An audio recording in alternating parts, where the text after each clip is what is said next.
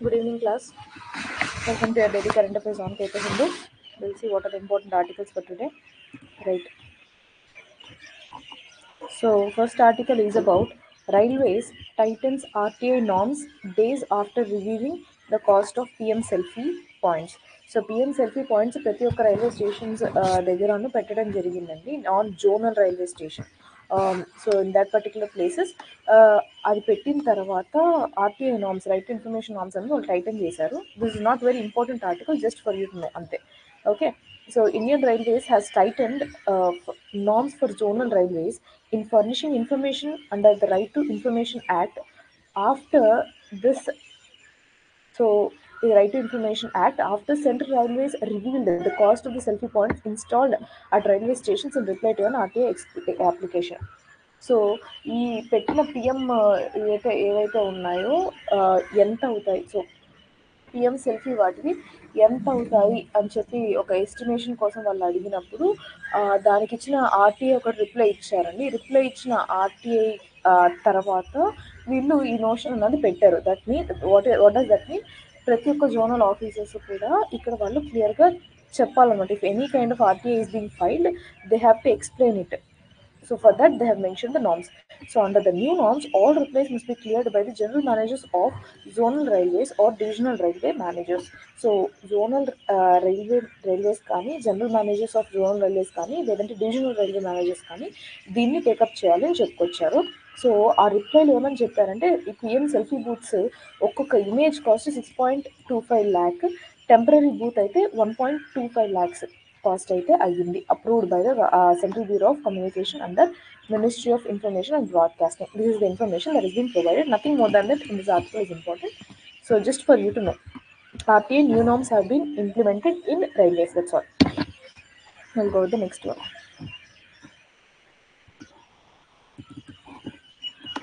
Government will spend 88,526 crore on enhanced pensions in 2024 calendar year. So what does this article mean? ఈ government వచ్చేసి pensions ఎన్హాన్స్మెంట్కి, so yesterday also we discussed this. AP government have increased the pension amount from 2,750 to 3,000 rupees. So total amount that is being spent is 88,526 crore. Okay, ఇది నిన్న కూడా discuss చేస్తున్నామండి. Just again the same article repetition under pension కానుక, YSR pension కానుక.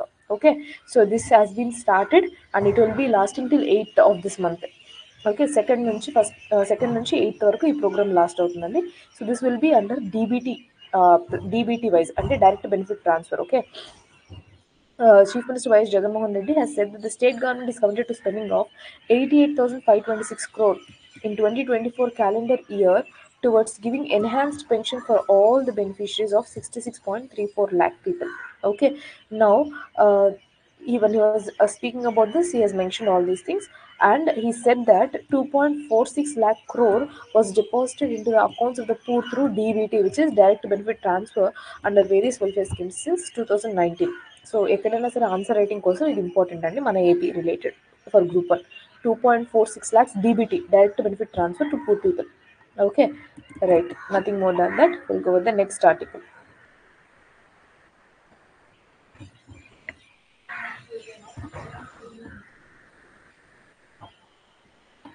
So excise restraint, do not summon government officials at the drop of a hat, Supreme Court to High Courts. So what does this article mean? So ఏమవుతుంది అంటే, రీసెంట్గా ఇప్పుడు if you can take any social media platform where they were questioning supreme courts judges or high court judges or any other court people or summoning government employees. అంటే ఏం చేస్తుందంటే, government higher officials ఎవరైతే ఉన్నారో ప్రతి చిన్నదానికి వాళ్ళని అక్కడ రప్పించడము. So they are this executives, okay, they are permanent executives, they are being questioned by judiciary.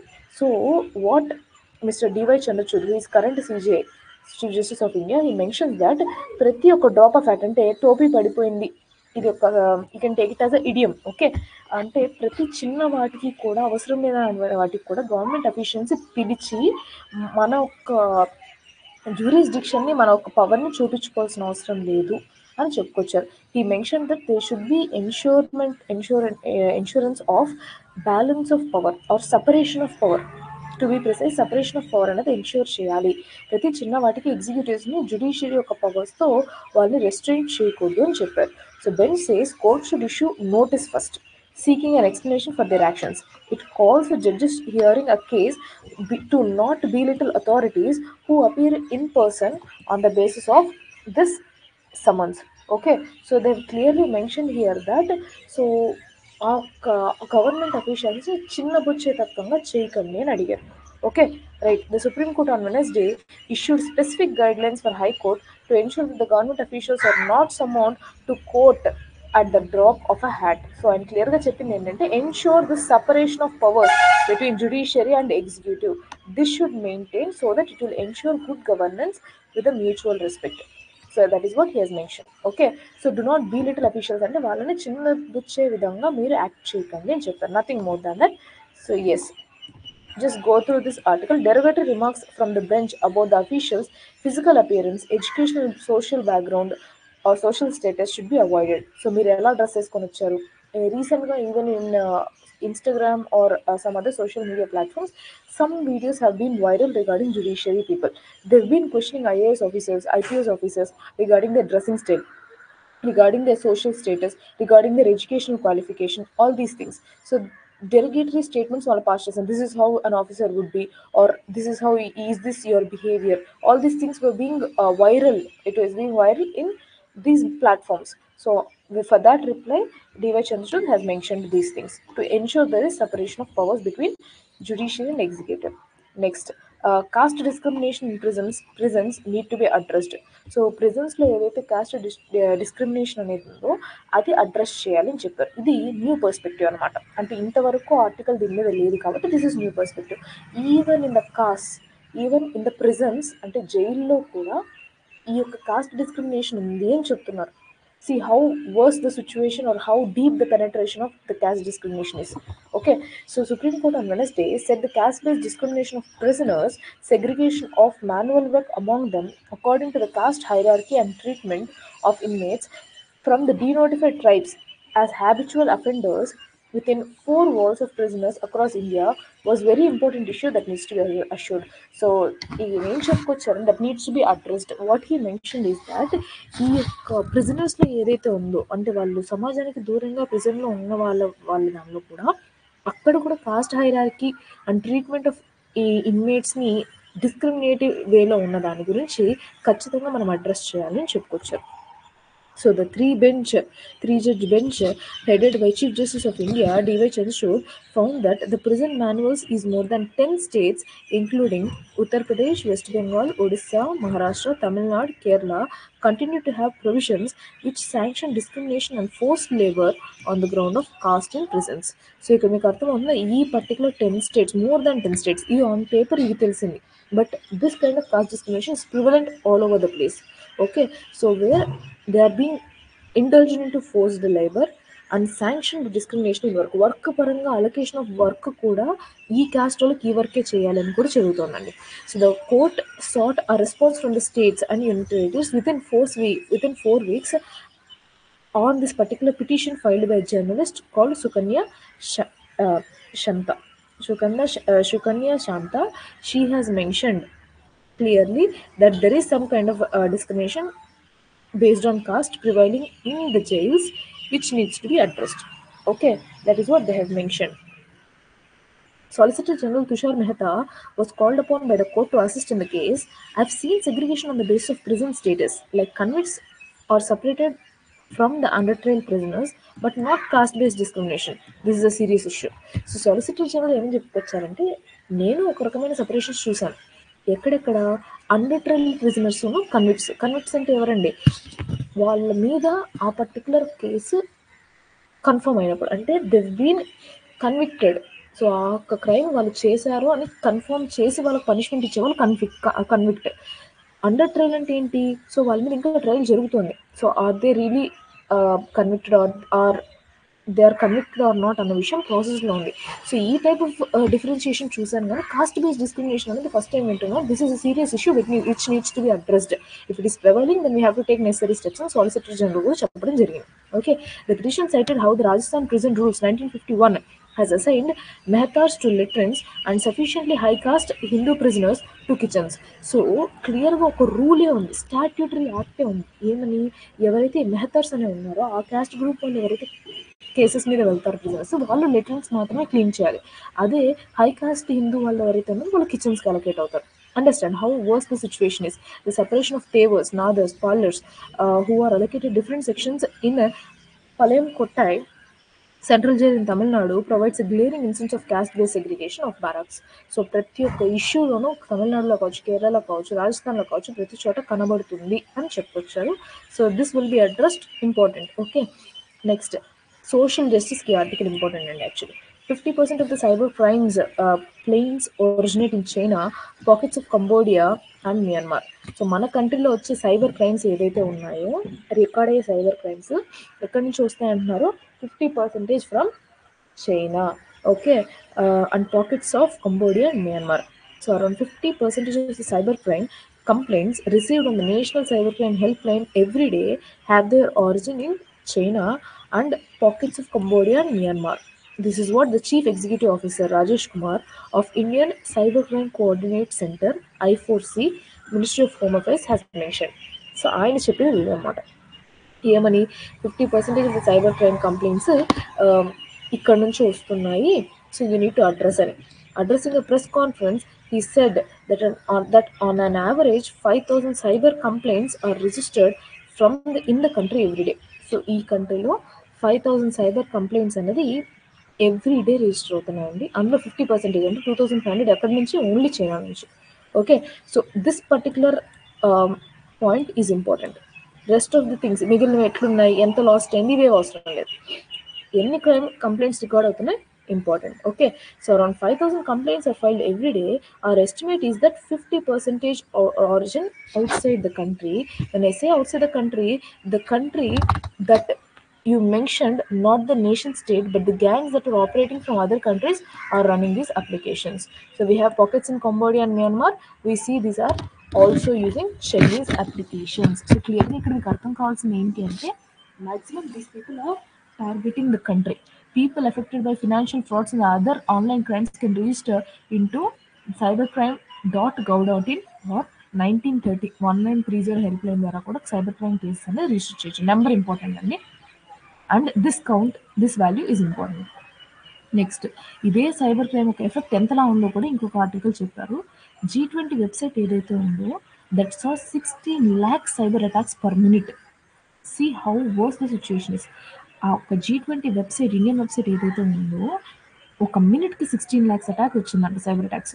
Okay, so during the G20 summit in 2023, the official website of the conference saw 16 lakh cyber attacks per minute, says Mr. Rajesh Kumar again, the CEO of this I4C, okay, which is Indian Cybercrime Prevention Center. So he is working there. Mr. Kumar said that the website G20.in was subjected to organized cyber attack, which peaked on the days of the summit, especially September 9th and 10th. It was distributed DOS, so distributed denial of service attack, and we cannot pinpoint the origin as of now. The investigation will take time. The attack could have been launched from anywhere. The service must and shown to be present even in India.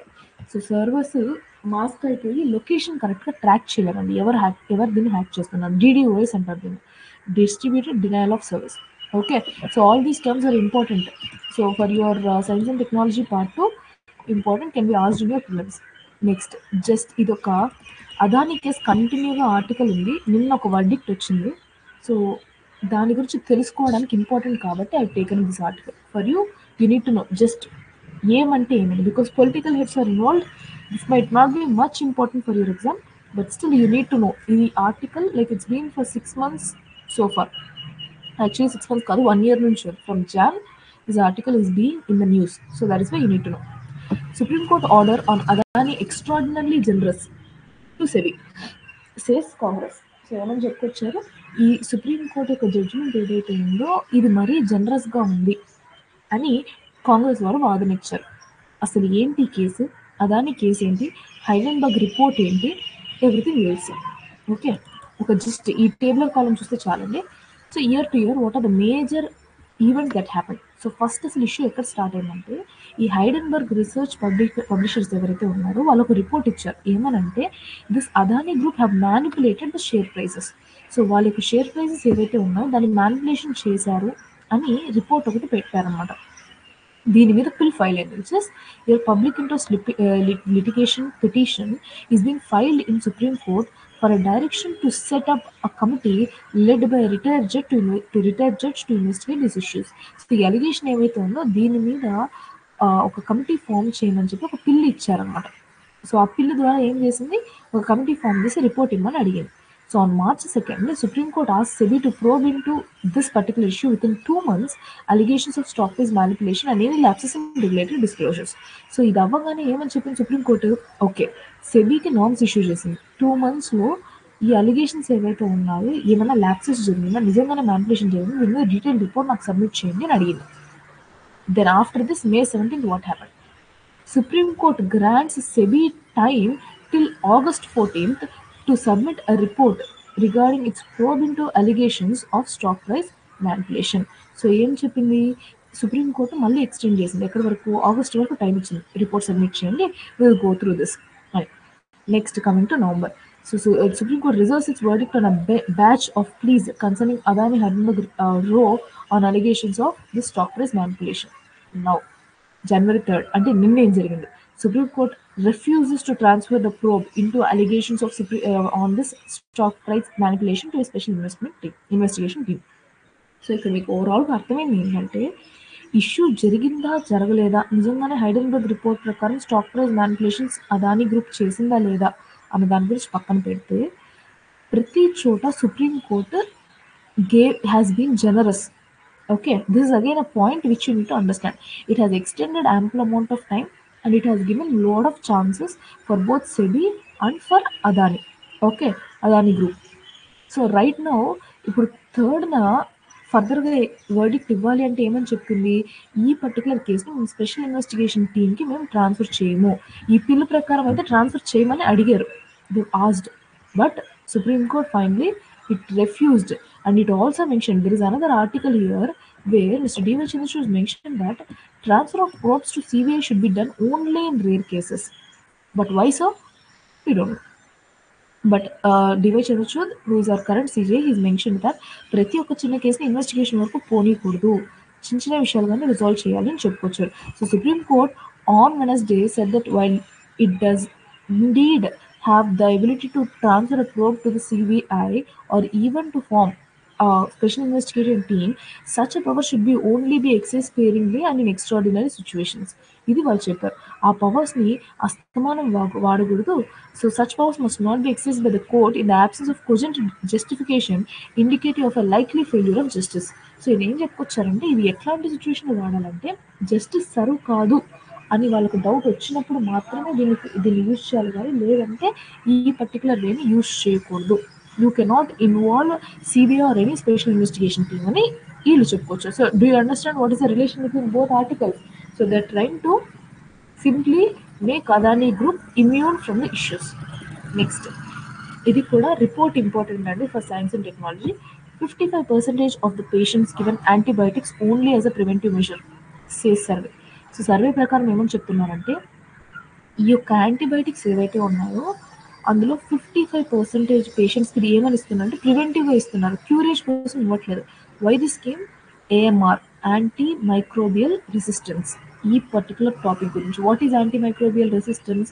ఈ excessive intake of antibiotics వలన బాడీలో యాంటీబయాటిక్స్కి resistance develop అయిపోతుంది. రేపు పొద్దున చిన్న fever తగ్గాలన్నా కూడా highest efficiency ఉన్న tablet వాడినా తగ్గలేదు. That is what your anti microbial resistance. దీనివల్ల ఏమవుతుంది, ఈ రెసిస్టెన్స్ డెవలప్ చేసుకొని వచ్చే ఒక మైక్రో ఆర్గానిజమ్స్ ఏవైతే ఉంటాయి, వైరసెస్ కావచ్చు, బ్యాక్టీరియా కావచ్చు, whatever it is, this will grow still into higher manner. ఇమ్యూన్గా అది కూడా రెడీ అవుతుంది. సో ఒకసారి ఎఫెక్ట్ అయ్యింది అంటే it will cause huge damage to human life. Okay, so both ends you need to understand. The key reason for antimicrobial resistance is the excessive and inappropriate use of antibiotics, says NCDC. So NCDC survey ప్రకారం ఏమని చెప్తున్నారు, that this is because of excessive and inappropriate use of antibiotics. So, what is NCDC? National Center for Disease Control. So, that particular organization has clearly mentioned, which is released by Health Ministry. So, it is government report కాబట్టి important. Next, 94% of the patients were prescribed antibiotics even before definitive diagnosis of the infection. Only 6% were given antibiotics after confirmed diagnostics. ఎంత worst situation ఇండియాలో ఉందో అర్థం చేసుకోండి. So diagnose చేయకముందే antibiotics ఇస్తున్నారు. ఎంతమందికి? 94% of patient. So this is a small number, it is a very big number. And 6% of the given antibiotics only after confirmed diagnostics. So అక్కడ అర్థం చేసుకోండి ఎంత వర్స్ట్ సిచ్యువేషన్లో ఉంది. Okay, see this article, just give me right. Over half of the almost 10,000 patients surveyed recently were given antibiotics to prevent infection rather than to treat amid. So వాళ్ళకి treat చేయడానికన్నా కూడా infection రాకముందే వీళ్ళు ఈ పనులంతా చేస్తున్నారు. Proper diagnostics లేదు. So entire your numbers have been mentioned here. What are the numbers that you need to remember? 55% of the patients given antibiotic only as a preventive, and 94% of the patients were given antibiotics before even definite diagnosis లేకుండానే ఈ పని చేస్తున్నారు. So ఈ too important. So apart from that, the World Health Organization has identified this AMR as one of the top threats to public health. Top థ్రెట్స్లో ఇది main అని చెప్పారు. It is a natural phenomena as a bacteria evolve and make drugs use to treat infection less effective. So bacteria ఎప్పుడైతే మనం excessive intake of antibiotics చేసుకుంటామో, ఈ bacteria ఏవైతే mutate అవుతాయో అవి ఇంకా డేంజరస్గా తయారవుతాయి. సో సైమల్టేనియస్గా ఏమవుతుంది, ఈ యొక్క యాంటీబయాటిక్స్కి ఇమ్యూన్గా బ్యాక్టీరియా తయారవుతుంది. అట్ ది సేమ్ టైం మన బాడీ కూడా ఎలా అవుతుంది, ఎక్సెసివ్ ఇంటేక్ ఆఫ్ యాంటీబయాటిక్స్ వల్ల రెసిస్టెన్స్ అనేది ఫామ్ అయిపోతుంది. So both ways, the issue is prevailing. However, as NCDC survey notes, one of the main drivers of this development of antibiotic resistance is the excessive and inappropriate use of antibiotics. So కానీ major issue ఏమొస్తుంది, bacteria తరపు నుంచి వచ్చేదానికంటే కూడా మనం ఎక్సెసివ్గా intake చేసుకోవడం వల్లనే ఇది ఎక్కువ ఇంపాక్ట్ ఉంటుంది అని చెప్తున్నారు. So using the WHO's access watch and survey which is aware classification. So aware అంటే హెల్త్ అని అర్థం చేసుకోండి, WHO వాళ్ళు అవేర్ అని. Okay, name important. It was found that only 38% of the prescriptions for antibiotics belonging to the axis group, which offer the best therapeutic value while minimizing the potential for resistance. However, 57% of the prescriptions were for antibiotics belonging to the watch group. So basically aware లో different types of segregations ఉన్నాయండి. Okay, ఏమి అంటే first access medications, ఇంకొకటి watch medications, ఇంకొకటి reserve. Okay, so ఈ last resort medications అనేది అవసరమైతే తప్ప ఇవ్వకూడదండి. This comes under reserve group. అలాంటి 2% ఇస్తున్నారు. బట్ వాచ్ గ్రూప్ అంటే లిమిటెడ్ యూసేజ్ మాత్రమే, లిమిటెడ్ ఇన్ఫెక్టివ్ సిండ్రోమ్స్ మాత్రమే ఇవ్వవలసింది మాత్రం 57% ఇచ్చేస్తున్నారు. బట్ ఏది యాక్చువల్గా ఇవ్వాలి, మహా అయితే యాక్సెస్ మెడిసిన్స్ ఇవ్వగలగాలి. But that is being low to 38%. Nine of the cases they are going to the 57% one, which is your watch medications. So that is something which this report has been mentioned. Okay, so about 3% of the prescriptions were of the not recommended group. So ఇవన్నీ కాకుండా ఈ watch, ఈ aware కాకుండా ఇంకొక 3% అసలు ఇవ్వకూడని medications కూడా ఇస్తున్నారు. This has the highest potential to create this AMR, which is antimicrobial resistance. So ఇప్పుడు మెన్షన్ చేసిన ప్రతి నెంబర్ ఇంపార్టెంట్ అండి. Next, SpaceX Falcon 9 is going to launch India's GSAT-20. So మన యొక్క GSAT-20 ఏదైతే ఉందో అది SpaceX Falcon 9 లాంచ్ చేస్తుంది. What does this satellite do? This satellite will spread broadband coverage. So ఆ బ్రాడ్బ్యాండ్ ఏదైతే కవరేజ్ ఉందో అది ఈ పర్టికులర్ శాటిలైట్ అనేది చేస్తుంది అని చెప్తున్నారు. Okay, right, 2 minutes.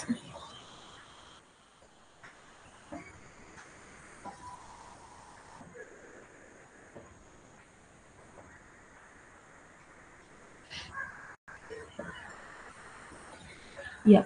So New Space India Limited, the commercial arm of the Indian Space Research Organization. So ఏంటిది, ప్రైవేటైజేషన్ బ్లాక్ అనమాట. ఈ యొక్క బ్లాక్ ఆఫ్ స్పేస్ టెక్నాలజీ మన కంట్రీలో ఉంది.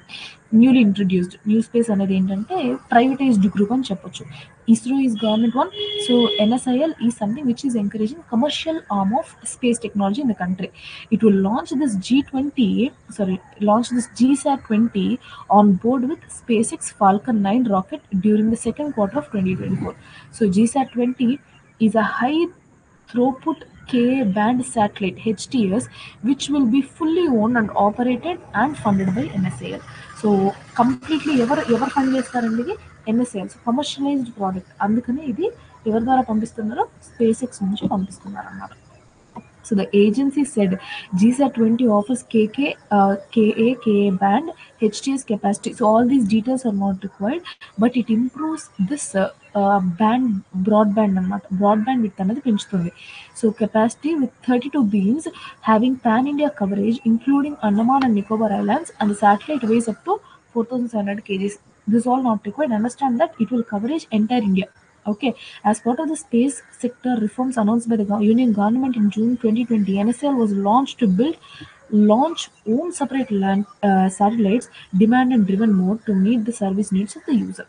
So, privatized sector and అర్థం చేసుకోండి. I already mentioned, and this is the new one which is formed. 2020 అంటే 3 years అయిందంతే. Okay, so 4th year now commencing. That is going to be launched.